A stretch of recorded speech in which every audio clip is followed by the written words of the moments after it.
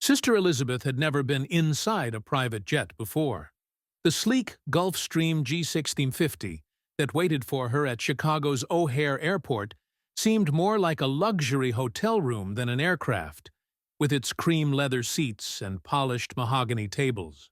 She clutched her small travel bag containing her portable altar kit and tried to ignore the champagne flute the flight attendant offered her. "Just water, please," she said, smoothing her traditional black habit as she settled into a seat that probably cost more than her convent's annual budget. The request had come through Cardinal Morrison himself, an unusual channel for what should have been a routine house call.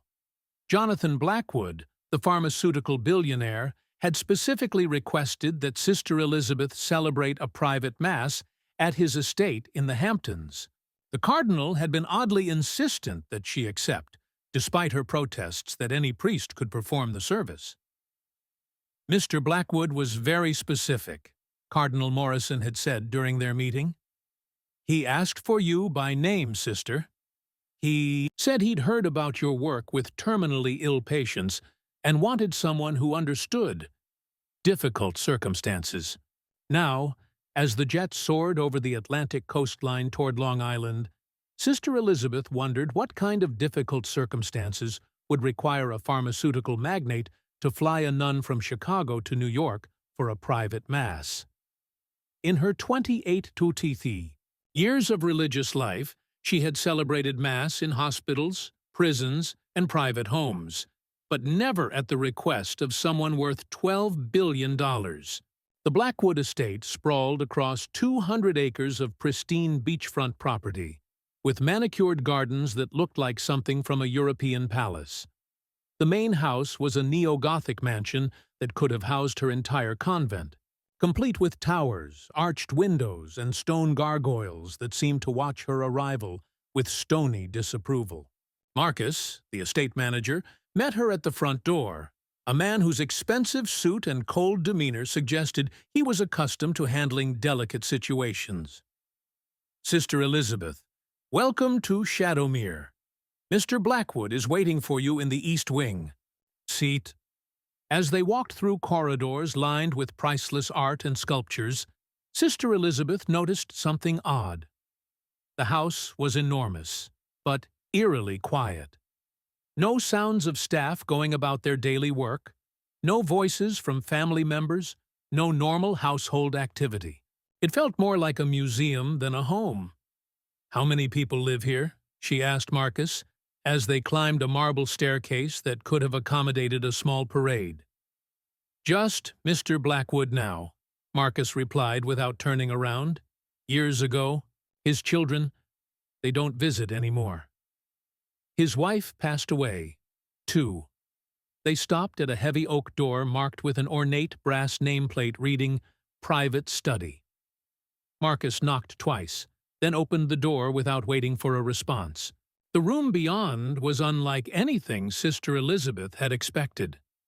Instead of the typical billionaire's office, with expensive furniture and corporate awards, she found herself in what could only be described as a medical laboratory.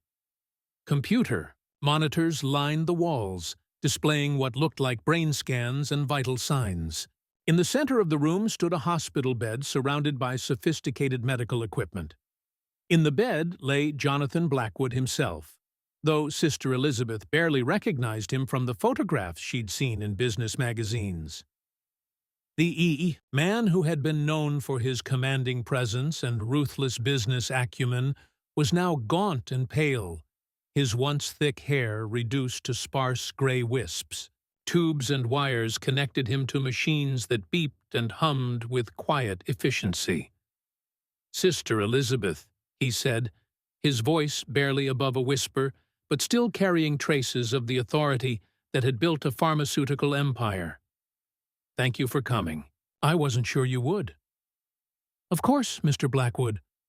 I understand you'd like me to celebrate Mass for you." Blackwood's laugh was bitter and brief, in a manner of speaking. "But first, I need to show you something. Something that will challenge everything you believe about God, about medicine, about the nature of human suffering. He pressed a button on the device beside his bed, and one of the wall monitors flickered to life, displaying what appeared to be a medical chart with dates going back several years. 3 years ago, I was diagnosed with Huntington's disease. You know what that is, sister? Sister Elizabeth nodded. She had ministered to patients with the degenerative neurological disorder. It's a hereditary condition that affects movement, cognitive ability, and emotional control. There's no cure. Exactly. My wife died from it, and I watched her deteriorate for 5 years before the end. When I was diagnosed, I swore I wouldn't go through the same slow, agonizing decline. Blackwood's eyes focused on her with an intensity that was unsettling. So I did what I do best, sister. I threw money at the problem. Billions of dollars. I funded research laboratories around the world, hired the best scientists, built facilities that make the CDC look like a high school chemistry lab. That's admirable, Mr. Blackwood. Using your resources to fight disease is a noble calling. Is it? His voice took on an edge that made Sister Elizabeth uncomfortable. What if I told you that my researchers found a cure, not just a treatment, but a complete cure for Huntington's disease? Sister Elizabeth felt her heart skip. Who could be helped? That would be wonderful news. Think of all the people. That's what I thought too, until I learned the price. Blackwood pressed another button, and the monitor displayed a series of brain scans.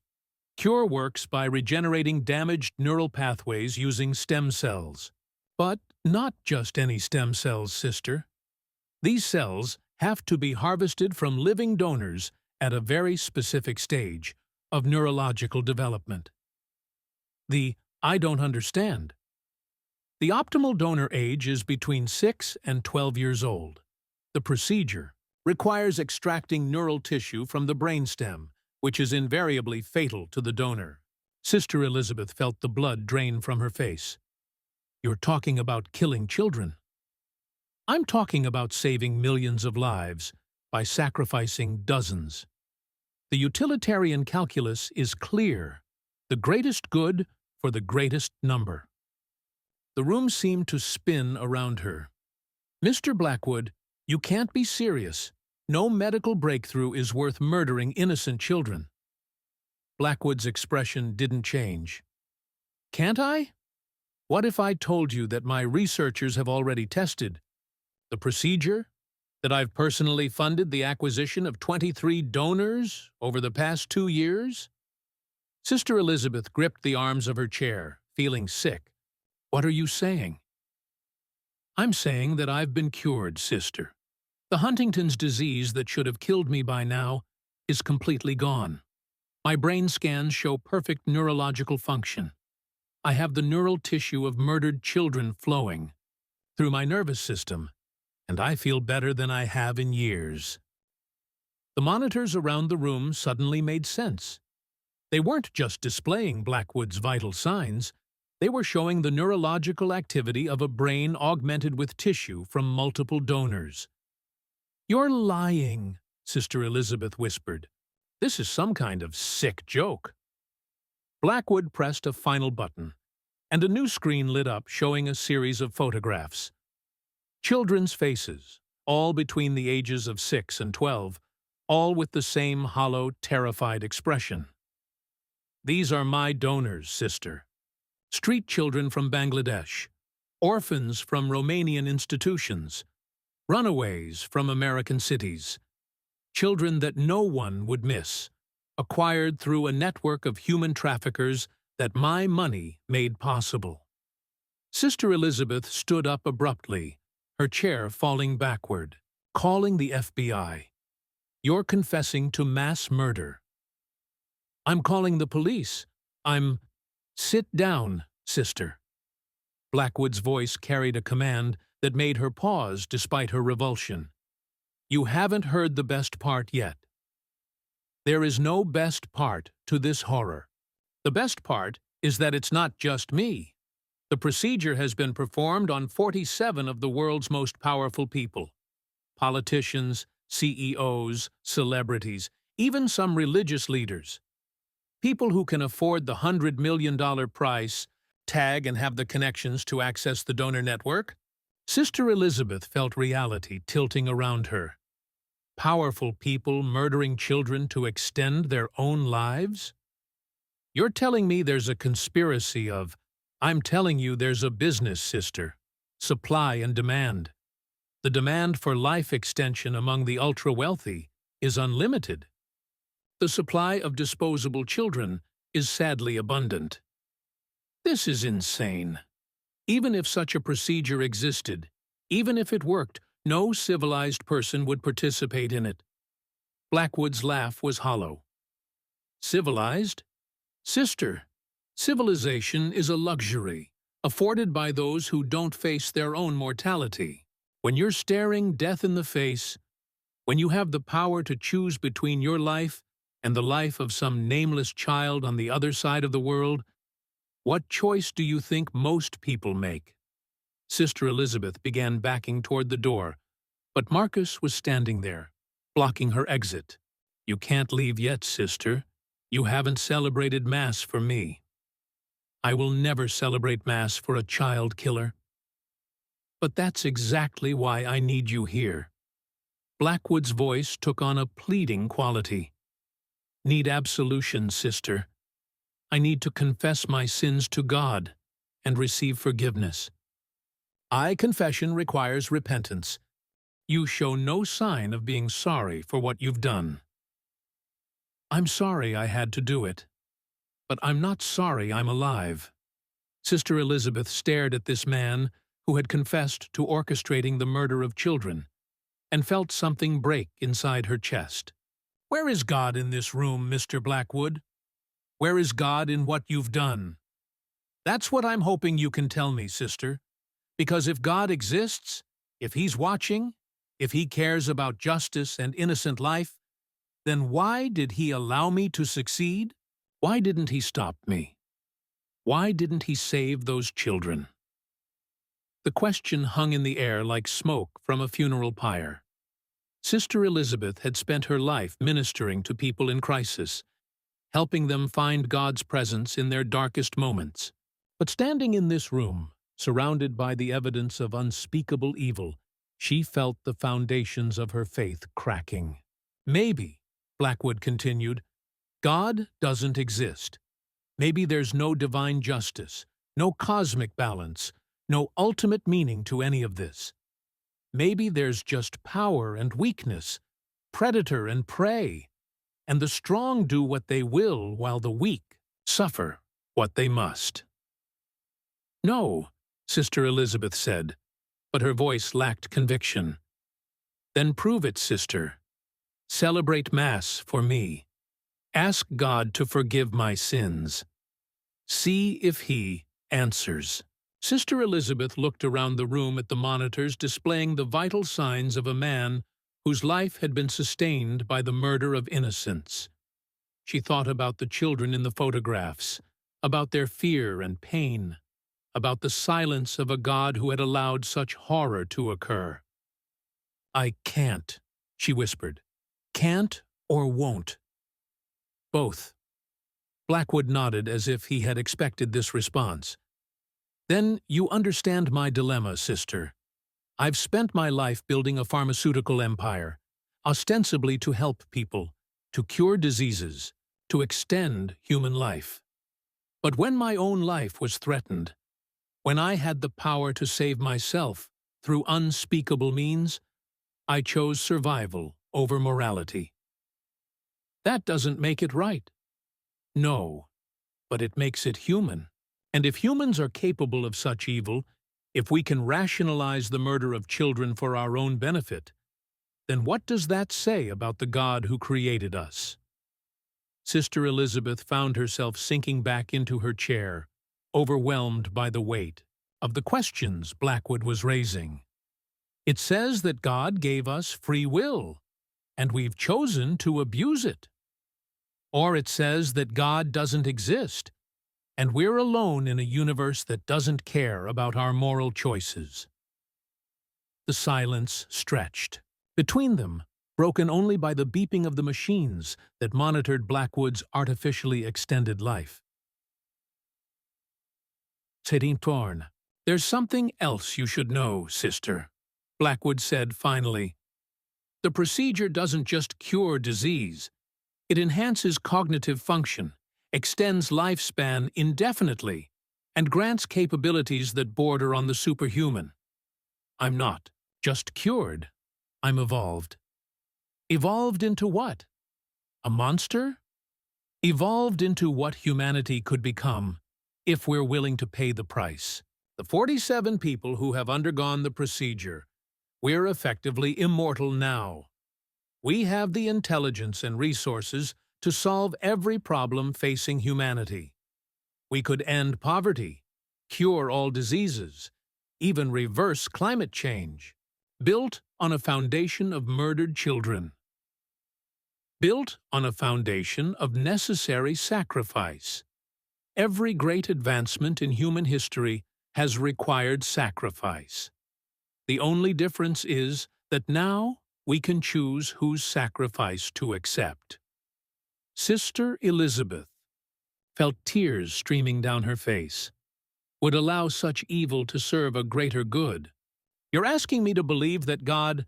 I'm asking you to consider the possibility that God doesn't factor into the equation at all. That we're the only gods in this universe, and we have to decide for ourselves what's right and wrong.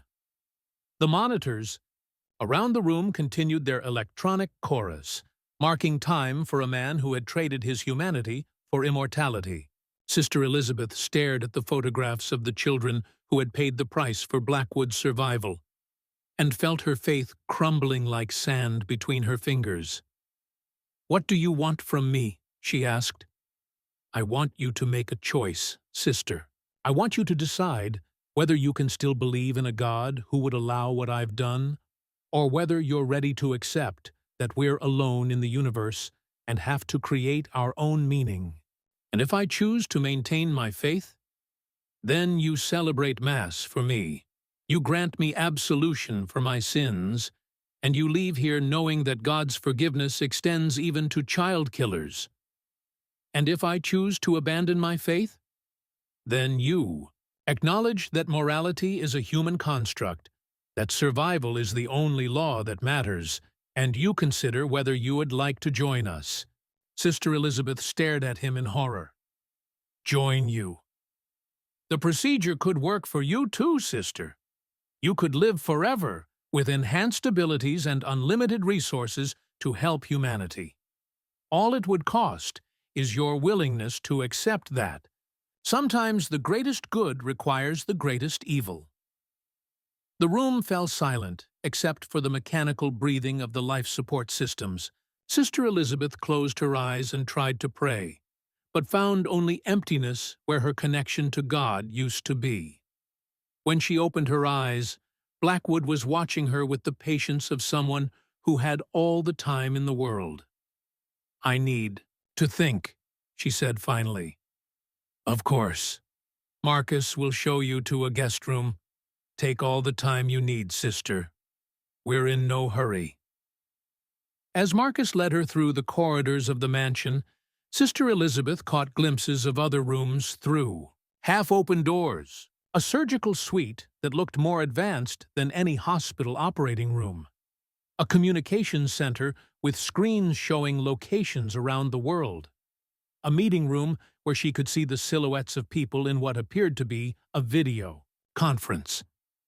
"How many people know about this?" she asked Marcus. "Everyone who needs to know," he replied without elaboration. The guest room was luxurious beyond anything Sister Elizabeth had ever experienced, but she barely noticed the silk drapes or the antique furniture. She sat on the edge of the bed and tried to process what she had witnessed. The logical part of her mind insisted that Blackwood was lying, that the whole thing was an elaborate hoax designed to shake her faith.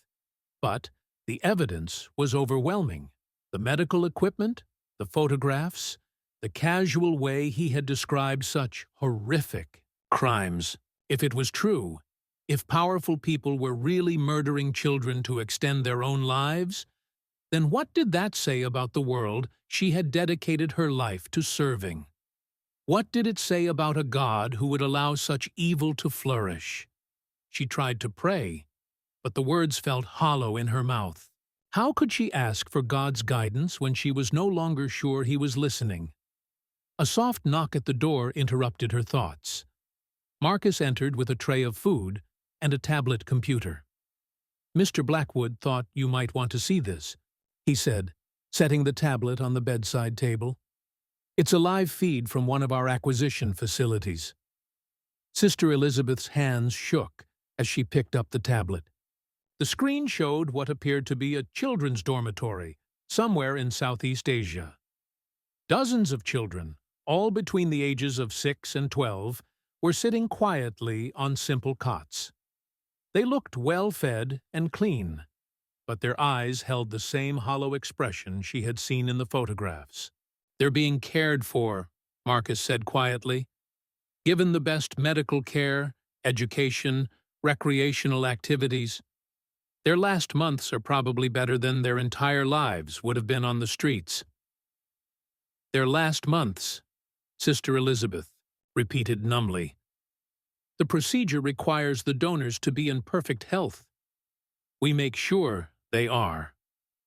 Sister Elizabeth set the tablet down, unable to watch any longer. "This is hell. This is reality, sister.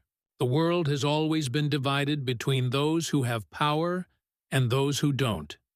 We've simply made that division more efficient." After Marcus left, Sister Elizabeth sat alone with her thoughts and her crumbling faith.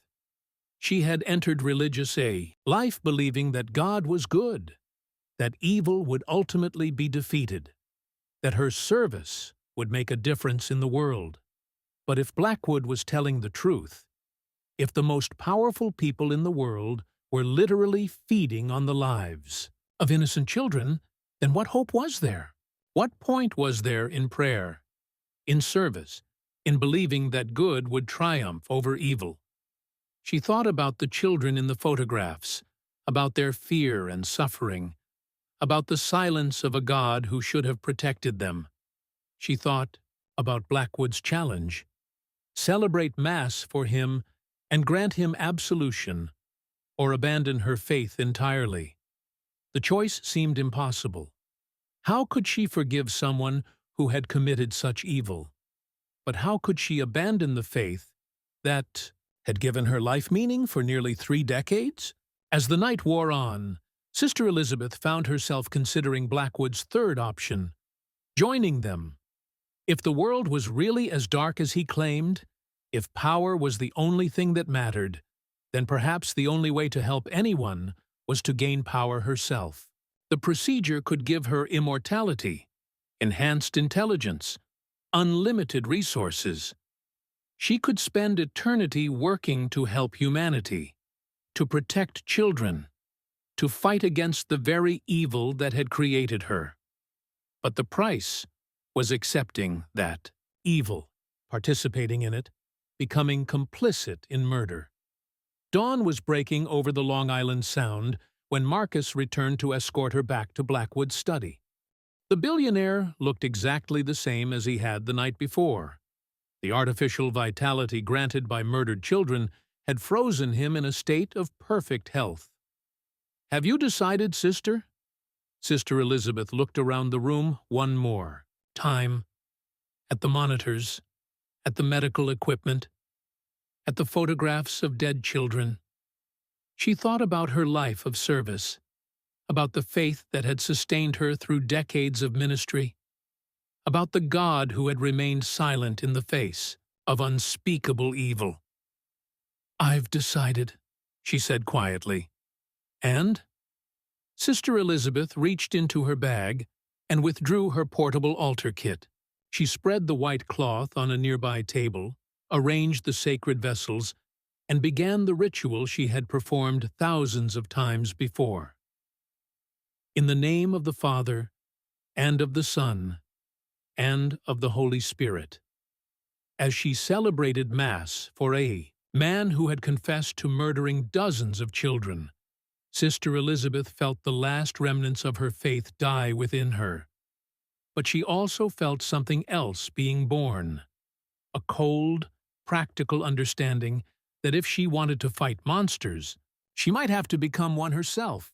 When the Mass was finished, when she had granted absolution to a mass murderer, Sister Elizabeth looked directly into Blackwood's eyes.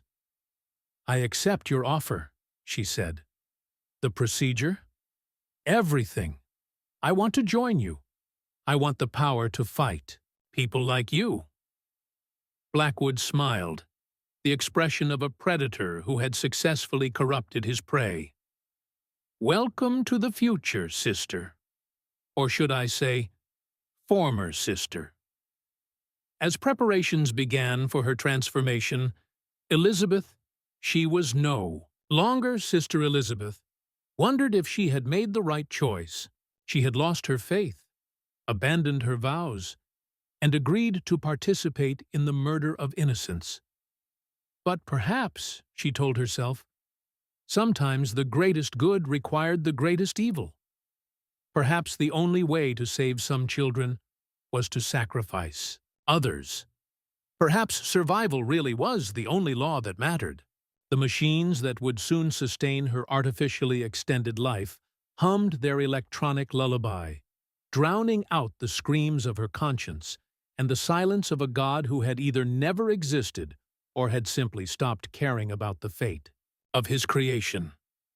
In the end, the magnate's house had indeed shaken her beliefs. It had destroyed them entirely, replacing faith with pragmatism, hope with despair, and love with the cold calculus of power.